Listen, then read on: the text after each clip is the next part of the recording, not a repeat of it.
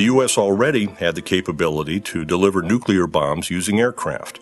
However, aircraft were slow to reach their target and they were vulnerable to attack. What the Air Force desired was the means to deliver nuclear weapons quickly and reliably while minimizing the risk to its airmen. The U.S. turned to the rocket technology that emerged from World War II. With captured V-2 rockets from Nazi Germany, the U.S. began to test and develop this emerging technology. In 1955, the United States dedicated itself to the development of short-range missiles, the Intermediate Range Ballistic Missile, or IRBM, and the Intercontinental Ballistic Missile, or ICBM.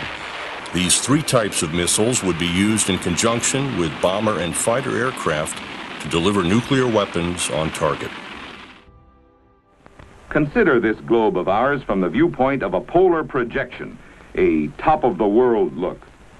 There are two main land masses, the complex of the two Americas and the Eurasian complex.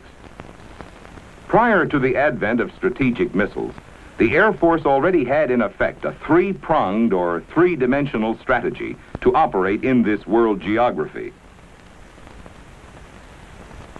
We had long-range bombers of the B-52 type, intercontinental bombers, capable of flying from one complex to the other and returning. We had intermediate-range bombers of the B-47 type, which can fly from bases located on the fringes of the Eurasian complex to any point on that landmass. We also had fighter aircraft like the F-84 and F-100, capable of flying from Allied bases within Eurasia itself, their range tremendously extended through air-to-air refueling.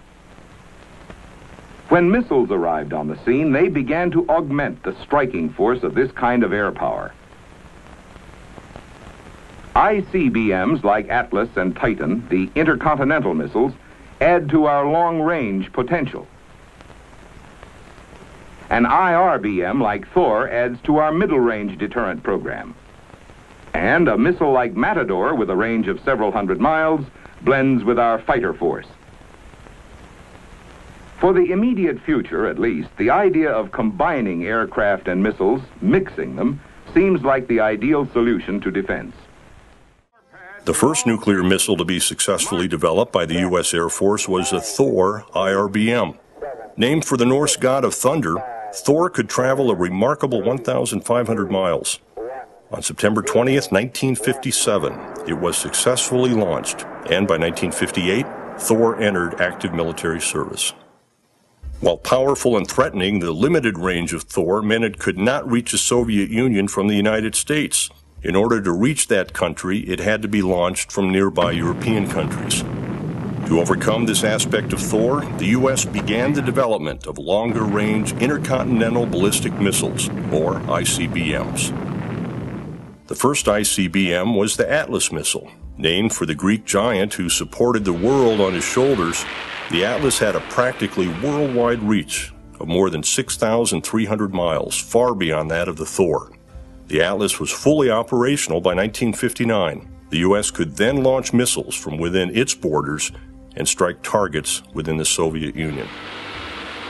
While the Air Force was developing the Atlas, it was also developing the Titan ICBM.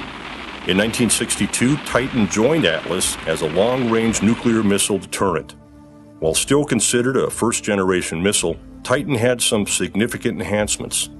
Perhaps the most important strategic advancement was the placement of the Titan missile in hardened underground silos. These silos were engineered to increase the chances of surviving an enemy attack.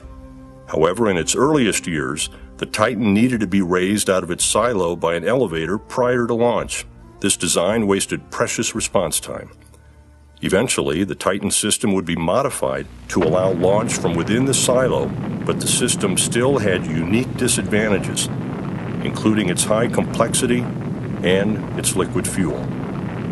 All of the nation's first-generation nuclear missiles shared a number of features. First, they were powered by liquid fuels. Liquid fuel systems were dangerous and required intensive maintenance. The earliest missiles needed to be fueled prior to launch, and this consumed precious response time. Second, the earliest missiles had to be launched from vulnerable above-ground launch pads or from complex and maintenance-intensive underground silos. All of these features or weaknesses of the nation's first missiles left the Air Force searching for a safer, more reliable, and quicker responding ICBM. They found the answer in the Minuteman.